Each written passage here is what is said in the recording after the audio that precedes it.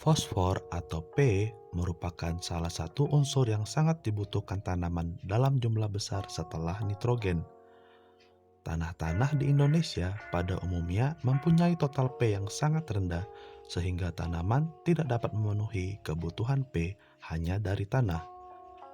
Untuk mengatasi kekurangan P, maka harus dilakukan pemupukan P.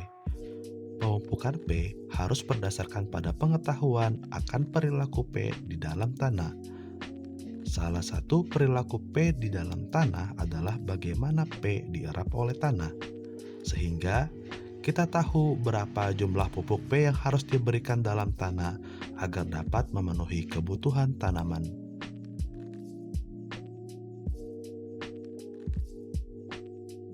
Pada bagian ini dilakukan penetapan erapan P setelah sebelumnya dilakukan persiapan dan pembuatan larutan pada bagian pertama dan kedua. Dalam praktikum ini, jumlah P yang diberikan berbeda-beda untuk mendapatkan kurva erapan P. Penetapan dilakukan dengan 9 taraf P dengan pengulangan duplo sehingga menghasilkan 18 sampel untuk setiap tanah.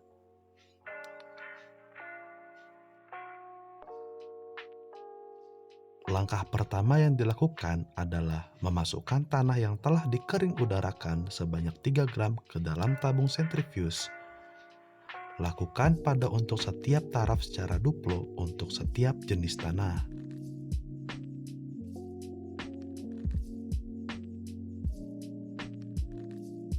Selanjutnya, masukkan larutan CaCl2 2H2O 0,02 m sebanyak 15 ml pada setiap tabung sentrifuge yang telah berisi tanah 3 gram.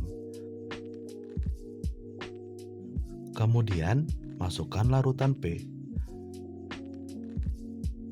Larutan P yang diberikan untuk tanah Latosol Dramaga, Pozzolica Jeruk, dan Mediterranean Ciampea adalah larutan 300 ppm P.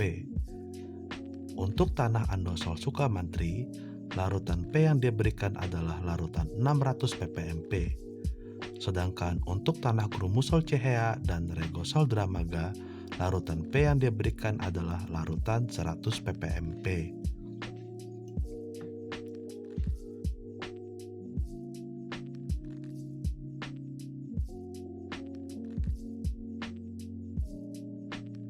Masukkan larutan P dalam taraf berturut-turut 0, 1, 2, 3, 5, 7, 10, 12, dan 15 dalam satuan mililiter secara duplo pada ke-18 tabung sentrifuge untuk setiap tanah. Kemudian, tambahkan Aquades berturut-turut sebanyak 15, 14, 13, 12, 10, 8, 5, 3, dan 0 dalam satuan mililiter hingga total jumlah larutan P ditambah Aquades sama dengan 15 ml.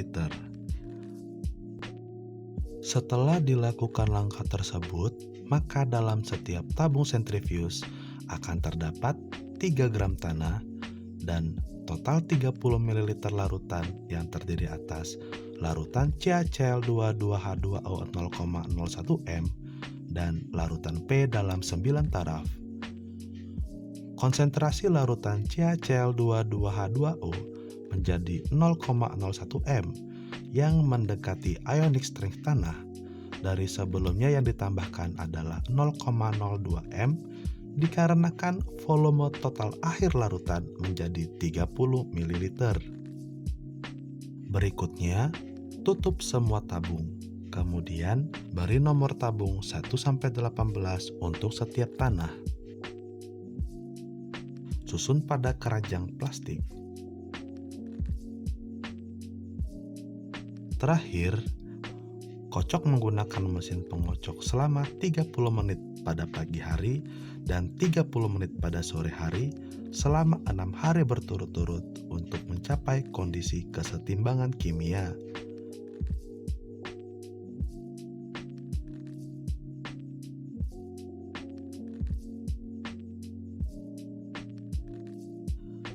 Setelah dilakukan pengocokan selama 6 hari, sentrifuge setiap tabung selama 15 menit dengan kecepatan 2500 rpm.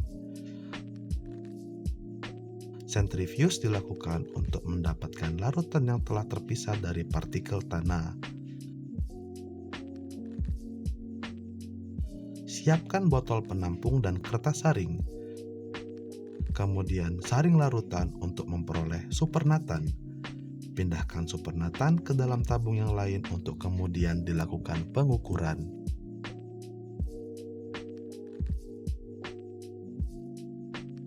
Dalam praktikum ini, metode pewarnaan yang digunakan adalah metode Murphy and Riley atau MR 1962. Untuk itu, siapkan larutan MR.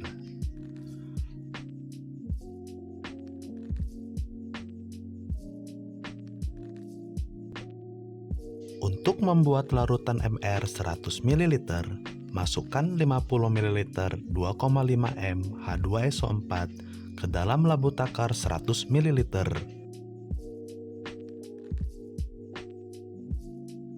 Kemudian, tambahkan 15 ml 0,032 m amonium molibdat.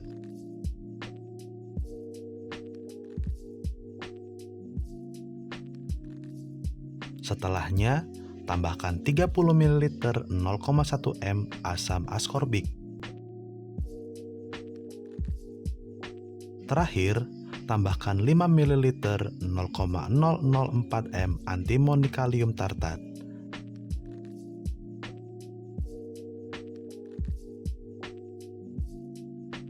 Larutan MR yang baik adalah berwarna kuning bening.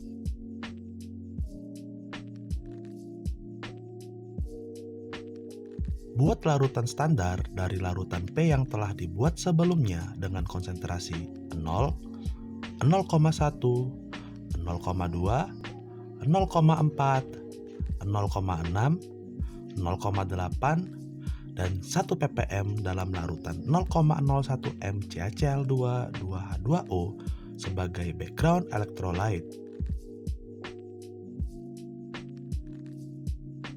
Kemudian, masukkan ke dalam tabung reaksi sebanyak 5 ml untuk masing-masing larutan standar.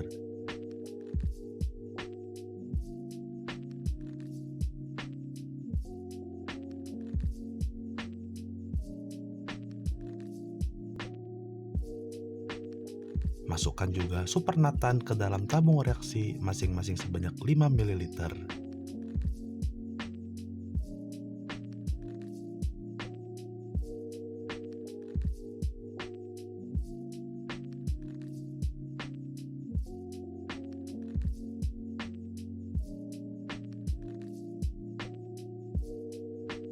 Setelah itu, masukkan larutan MR sebanyak 1 ml ke dalam tabung reaksi yang berisi larutan standar dan supernatan.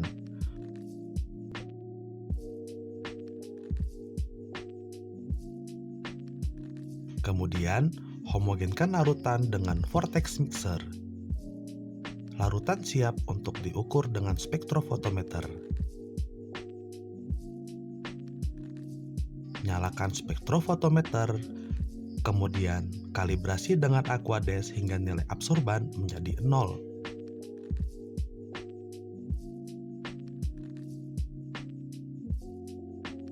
Ukur larutan standar terlebih dahulu, kemudian catat nilai absorban dari larutan standar tersebut.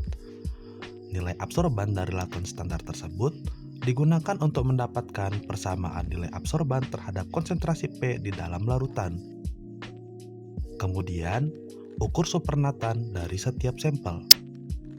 Apabila ada nilai absorban dari supernatan yang di luar rentang nilai absorban larutan standar, lakukan pengenceran. Catat nilai absorban masing-masing sampel dan nilai pengenceran pada sampel yang dilakukan pengenceran.